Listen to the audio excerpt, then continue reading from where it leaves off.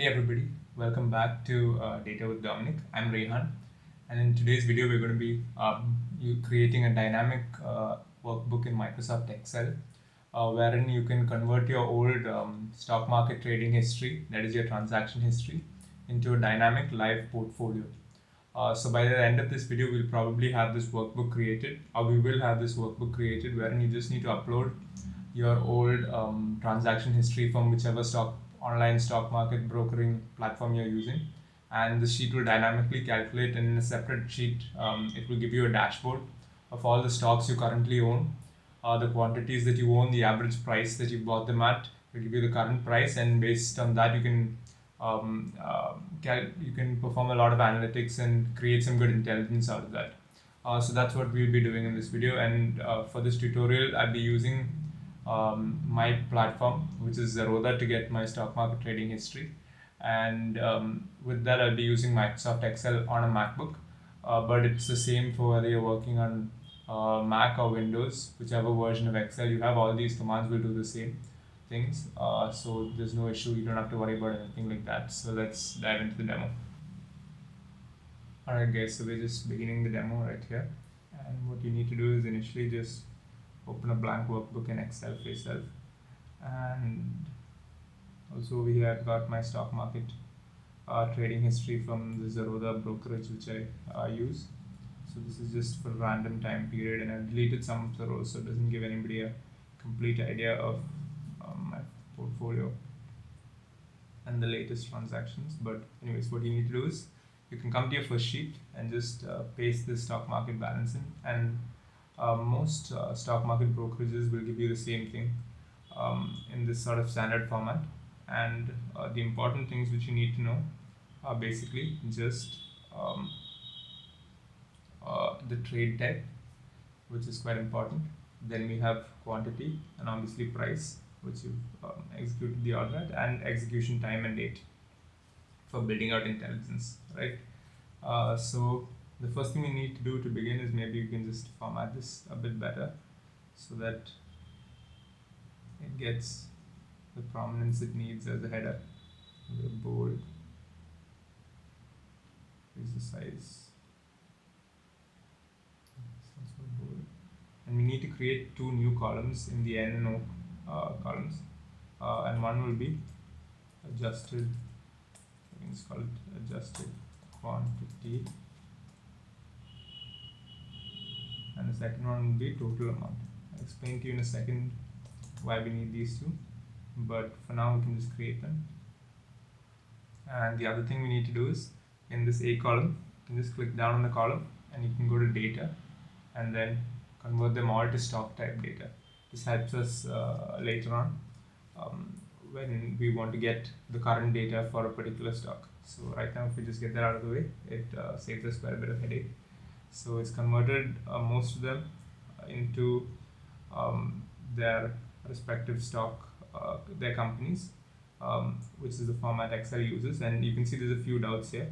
So obviously symbol is the heading, so we can skip that. But a few of these doubts we need to resolve, especially for a stock like HDFC Bank, which is a large Indian systemically important bank, and it recently changed its ticker, which is why Excel is showing this error. But you just need to make it HDFC Bank in all these places. Tedious, but it is what it is.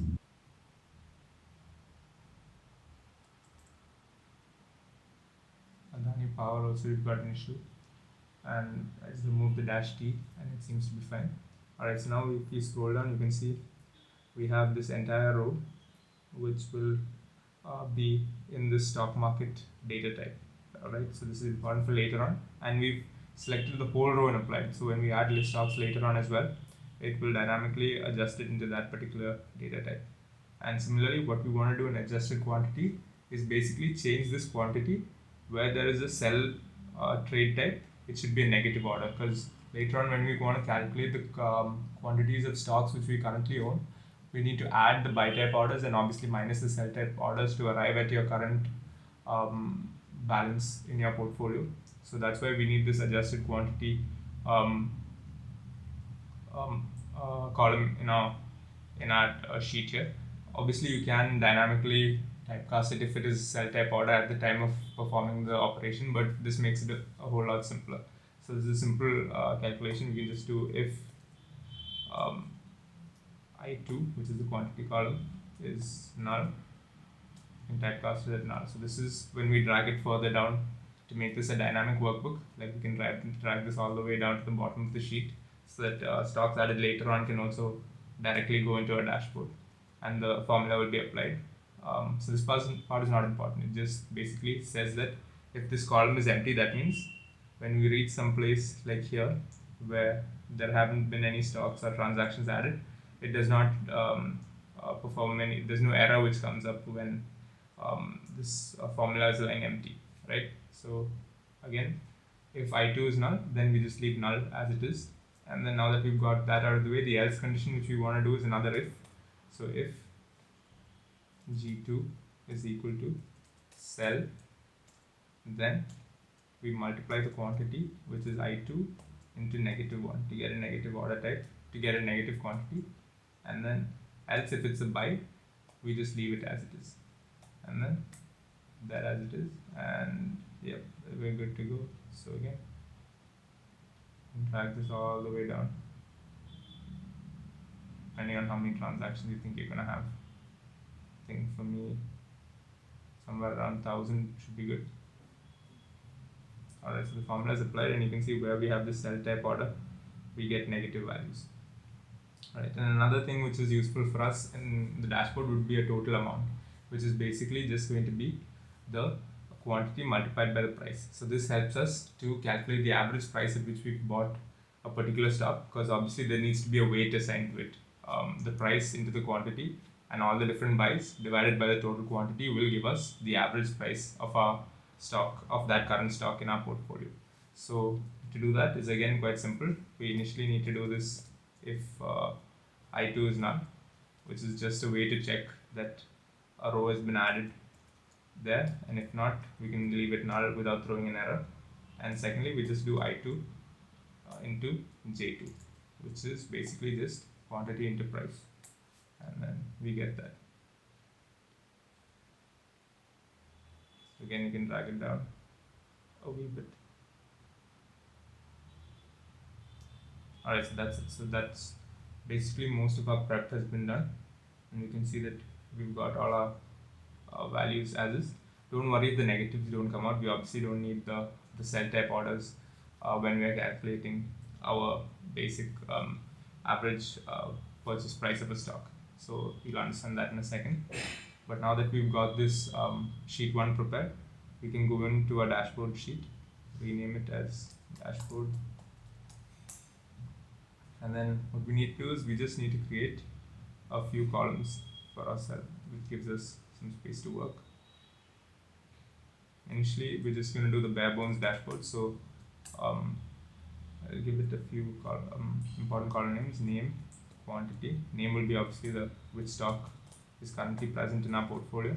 Name, quantity, average purchase price, and current price. Right. So for now, we're just going to leave it at these few columns. We'll obviously build out this dashboard fully at the end. So what we can do is maybe just format it to make it a little bit cleaner.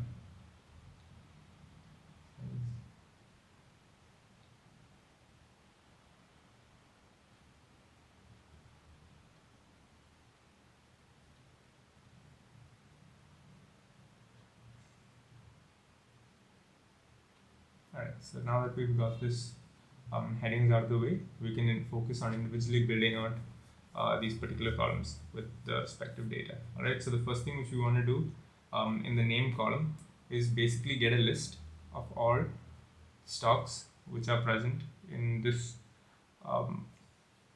transaction history that are unique. So that means there should be one copy of each of these particular stocks in this particular list. So that will give us a copy of, that will give us basically a list of all the stocks we own, but we have to make sure that that stock has a balance greater than 0. So if it's a 0 balance stock, obviously there's no need to show it in our portfolio.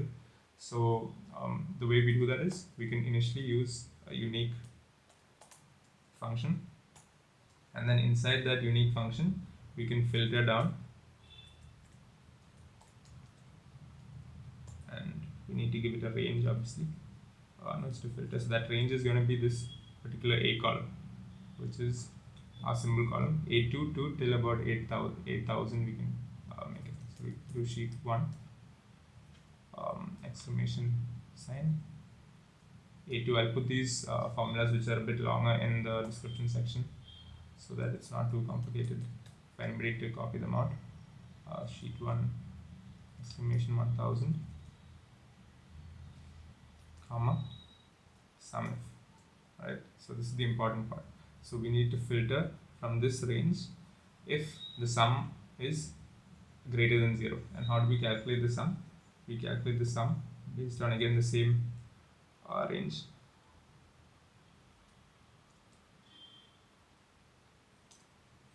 You need to give the range twice, because there's a range and a criteria, and the criteria is what is filtered on the range for the SUMIF function. So since we want all the stocks which are present in this particular filter, we can give the same range twice. So it will give you one copy of each, and then the condition here that needs to be met is that the sum range which needs to be met is basically just the n column, which is the adjusted quantity, which is the negative cell type orders are reflected in the quantity. So we can do the same range, but instead of NA we can just make it a N. So therefore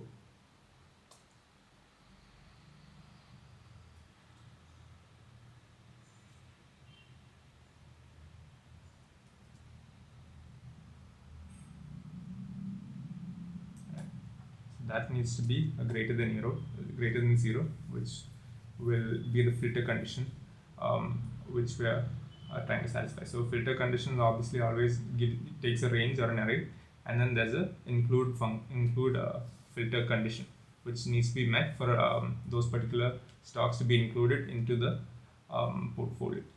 And once we've got that sorted out, you can just close the functions, and then you can see immediately we get all the stocks which we currently own more than one unit of from all that transaction history.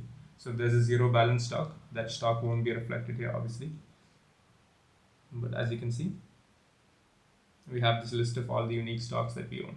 So if you want to just go through that again, what we're doing is we're taking the starting at the most basic function, which is the SUMIF.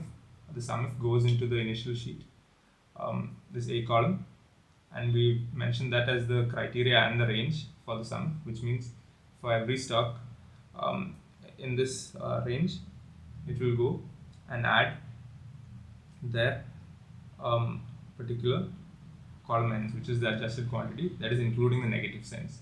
And then once that column is greater than 0, so the SUMIF calculates that sum for each particular stock, and if that is greater than 0, this filter condition is met, and then that particular stock gets listed here.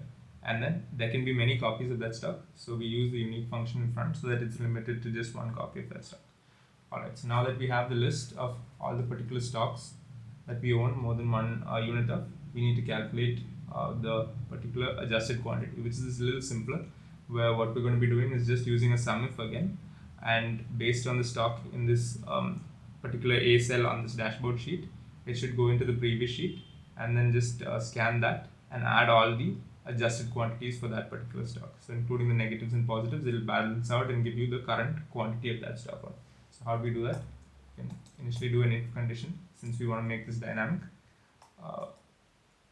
Do if A2 is equal to none. So we're going to drag it down again like we did earlier. And if A2 is equal to none, then we leave it as none. Else what we do is a SUMIF, and we specify that particular same range again. I have it copied from earlier, and then that will be the range. That means that will be the SUMIF will be going through that particular range, and the criteria to meet is that it should be the same as what we have in this A2 cell here in this particular sheet. So it should be the same as the Sonata Software Limited. And then what it's going to add in the sum range is basically just the n column. So again, I'm going to add that n column from sheet 1, from the row 2 to the row 1000, and then we close this off. Alright, and now you can see we're getting the particular quantity of that stock which we own. So I'm just going to drag this down all the way. Obviously you don't need to drag this as far because this is the dashboard side. But now you can see we've got all the quantities of the stocks that we currently own listed in our portfolio. And finally, a little more complicated one is the average purchase price. So the average purchase price, how we're going to be calculating that is using this particular total amount column, right? So to calculate the average purchase price, what we're going to do is again use the SUMIF S function. So SUMIFs, which allows us to basically calculate a sum range based on multiple criteria. We're going to be using two criteria here, which are basically we're going to be using the stock that is present here. That means the stock that is present in this A2 cell for this particular row, it will add up all the total amount columns for that particular stock, but only where the trade type is of a buy. So it gives us all the buy prices and their total amounts, which is their weights, and then we get a total volume of transaction for that particular stock, and then we divide that by the quantity of the stock we own to get the average purchase price. Alright, so how do we put that into an Excel formula? This is the way. So we can just again do an if A2 is equal to null, so that this formula is extensible further down and the worksheet becomes dynamic. And then the else condition is SUMIFs. Actually, we have to enclose a bracket because we want to do that division at the end of it by the quantity. So SUMIFs, and for SUMIF, the first thing that we have to enclose is the sum range. So sum range, if you remember, was the total amount column, which is the O column. So we can specify that O column here, O2 to O1000, and then the second thing after that what we can specify is the first criteria range. So the first criteria range is obviously that the stock should be this particular stock. So for the criteria range 1, we can put column A, and column A again here, comma, it should be equal to, it should match cell 2, which is the criteria. And the second criteria range we're going to be using is that trade type column, which is whether it's a buy or sell, and we only want to take the buys. So I know that column from experience is the G column. So I'll make it the G column from G2 to G1000, and then what we can do is a comma, and we can just typecast it here statically as buy in double quotes, and then close the particular SUMIFs sheet, and then divide by B2 to get the average purchase price. Right now we have the weighted total purchase price, and then we divide it by B2 to get the average purchase price, and then we can close the function and hit enter, and then that gives us obviously the average purchase prices of each of the stocks. Alright, so now if you want to neaten this out, we can format it to have maybe 2 decimal place prices, and that should be good. And similarly, if you want to get the current price of the stock, since we typecasted it as a stock data type earlier on, there's an easier way to do this, which is we can just give A2 dot price.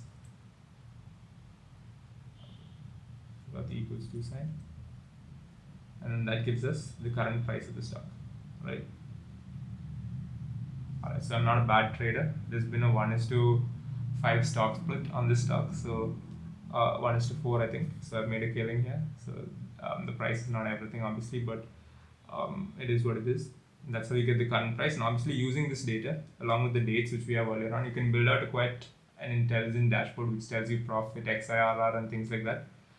But I hope I've given you a good gist of how we can use an Excel sheet, an Excel workbook to dynamically calculate a stock market portfolio using your trading history or transaction history from your online stock market broker. And I'm going to be building out this portfolio in the future. We're going to, over a couple of videos, it's going to be like a series, and we're going to end up with quite an extensive dashboard with all sorts of intelligence, visualizations and things like that. So stay tuned, subscribe definitely if you want to see more of these kind of videos. Anyways, thank you guys for watching. Don't forget to like, subscribe, share, comment and hit the bell icon, and I'll see you in the next one.